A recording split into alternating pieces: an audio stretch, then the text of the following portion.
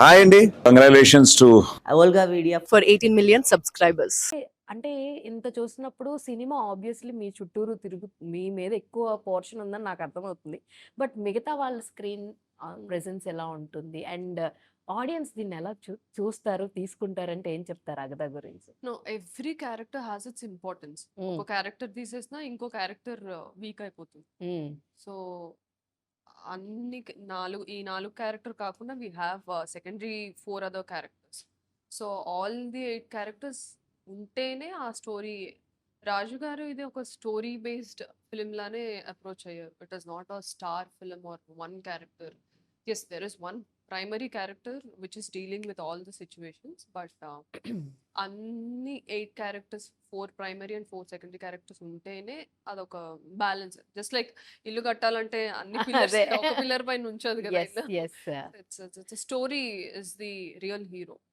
రాజు గారితో ఇట్లాగా కొలాబరేట్ చేస్తున్నా అన్నప్పుడు what is your first thought? ఇందాక మీరు షేర్ చేసుకుని ఫస్ట్ ఇంటర్వ్యూలో షేర్ చేసుకున్నారు కదా, ఇలాగా సినిమా అప్పుడు 2002 సెకండ్ క్లాస్ అని చెప్పి. మన ఇద్దరికి ఉన్న కామన్ పాయింట్స్ ఏంటంటే we both in a same month.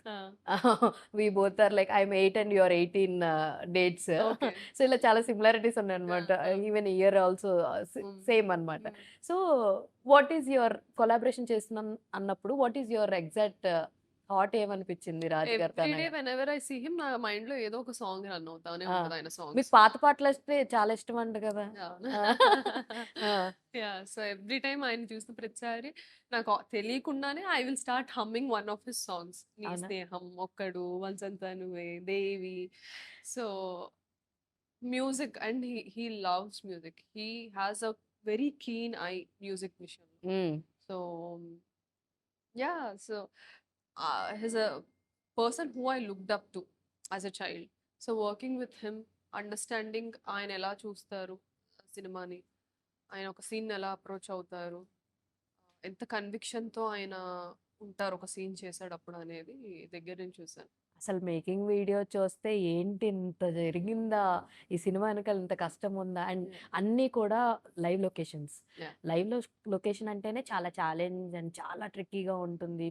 అంటే డేని బట్టి మనము అన్ని, బికాజ్ నేను కూడా బ్యాక్ అండ్ డైరెక్షన్ టీంలో చిన్న చిన్న ప్రాజెక్ట్స్కి వర్క్ చేసా. I know that effort. అంటే ఒకవేళ సడన్గా డే లైట్ పడిపోయింది అనుకోండి, క్లైమేట్ సహకరించలేదు అనుకోండి, ఆ రోజు షూట్ క్యాన్సిల్ అయి ప్యాకప్ చేసుకోవాల్సినటువంటి సిచ్యువేషన్స్ కూడా ఉంటాయి. సో మీరు ఎలాంటి సిచ్యువేషన్స్ ఫేస్ చేశారు ఆన్ స్పాట్ లైవ్ లొకేషన్స్ లో? వర్షం పడతా ఉంటే ఆ వర్షం ఆగుతుందేమో అన్న ఒక ఆశతో we all use to sit and wait. Okay, ఎందుకులే ప్యాకప్ చెప్పడం, మంచిగా వెళ్తుంది కదా సీన్, ఒకవేళ వర్షంలో చేసేయచ్చా ఈ సీన్, చేసేద్దామా అంటే నిజమైన వర్షంలో వి యూస్ టు షూట్.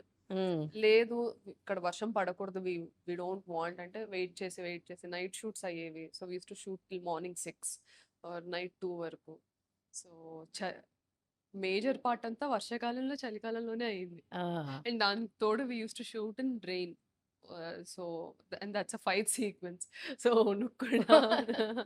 అనుకుంటా షూట్ చేసేవాళ్ళం. అండ్ కేవ్లో షూట్ చేసాము, అవుట్డోర్ వెళ్ళి మళ్ళీ కొన్ని మ్యాచ్ లో ఉంటుంది ఆ గుహలో ఏమైంది అని చెప్పి.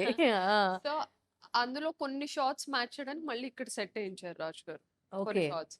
సో దాన్ని ఒరిజినల్ దానికి మ్యాచ్ చేయడానికి అంతా అంబర్ పౌడర్ వేసి మేము అందులో 3 రోజులు దొల్లి మా జుట్టులో డాక్టర్ కదా, జనాలకి ఎలాంటి ప్రికాషన్స్ ఇచ్చారు ఇది అయిన తర్వాత హెల్త్ పాడవకుండా ఉండడానికి? ఏం లేదు, first thing we all have to hydrate a lot.